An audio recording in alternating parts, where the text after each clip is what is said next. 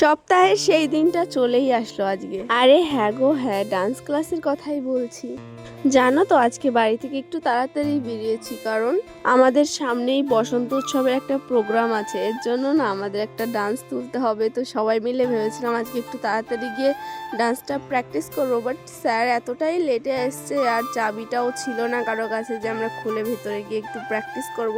তো কি করা যাবে, স্যার আসলো, তারপরে আমরা ভেতরে গেলাম। বাইরে সবার সঙ্গে একটু ইয়ার্কি ফাজলামি করতে করতে তারপরে দেখো চাবি চলেই আসলো।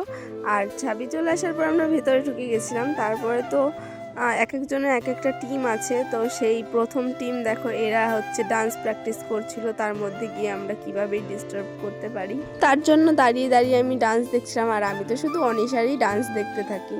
ভাবলাম যে এদের ডান্স প্র্যাকটিস করা হলে আমরা ডান্স প্র্যাকটিস করবো, কিন্তু স্যার আর টাইমই দিল না। বললো চল এখন এক্সারসাইজ করতে হবে, পরে প্র্যাকটিস করবি। বাড়িতে কি করিস তোরা, বাড়ি থেকে প্র্যাকটিস করে আসতে পারিস না?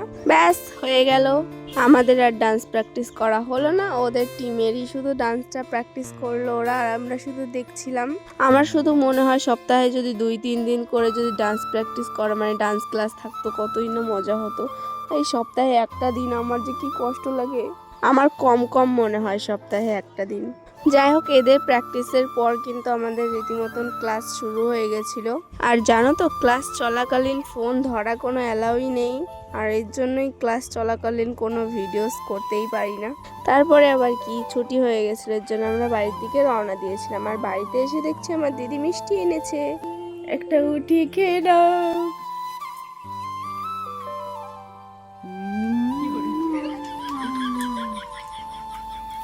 গাইস আমার দিদি মিষ্টি এনেছে, দেখো কত সুন্দর খাচ্ছি। কেডা কেনছে সত্যি করে ক? মা কিনছে। আমার তো দেখে খাতে ইচ্ছা করতেছে। এক তেরা এক মেরা, দো তেরা দো মেরা। কিসকা? তো গাইস মিষ্টি দেখে আমিও কিন্তু একদম লোভ সামলাতে পারিনি, এর জন্য আমিও একটা বাইক নিয়েছিলাম। আর বেশি মিষ্টি খেলে না মাথা ঘোরায়। খেতে পারি বা না পারি, নিজের ভাগেরটা মিস করা যাবে না। খেয়ে বমি করে দেবো তাও ভালো, নিজের ভাগেরটা কাউকে দেবো না। जो मेरा है वो मेरा ही है, वो किसी और का नहीं हो सकता। ভাবছি এবার থেকে হিন্দিতে ব্লগ দেবো, কেমন হবে বলো তো তোমরা একটু কমেন্ট করে জানিও কিন্তু। হ্যাঁ বাই।